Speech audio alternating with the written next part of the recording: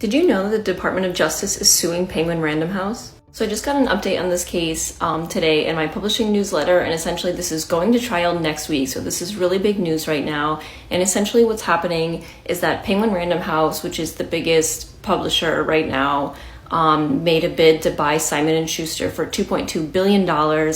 And the Department of Justice is suing them for an antitrust lawsuit, essentially that it would become a monopoly. So this is a direct quote, and it says that the original complaint alleged that the sale proceeds, PRH would be by far the largest publisher in the U.S., towering over its rivals. The merger would give Penguin outsized influence over who and what is published and how much authors are paid for their work.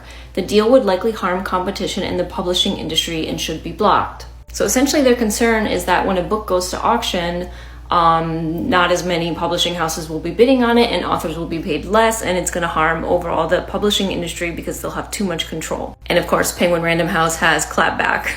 So something that's really interesting about this that doesn't make a ton of sense to me is that Penguin Random House is saying that essentially their different imprints would bid against each other for the same books, and so then there would still be competition for these books. And the lawyers from the Department of Justice had something to say about that, and it gets a little bit heated. They said they promised after the merger to forego profits and benevolently pretend for some of its imprints to compete against some of its other imprints, ostensibly driving up their own costs.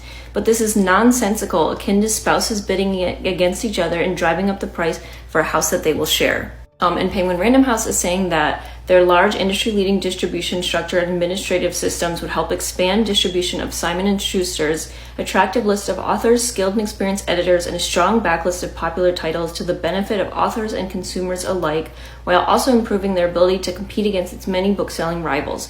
So they're saying it's a good thing. The Department of Justice is also bringing in some authors like Stephen King to speak at trial, so this should be really interesting. Let me know if you guys are interested in this and I can do more updates, and also what are your thoughts?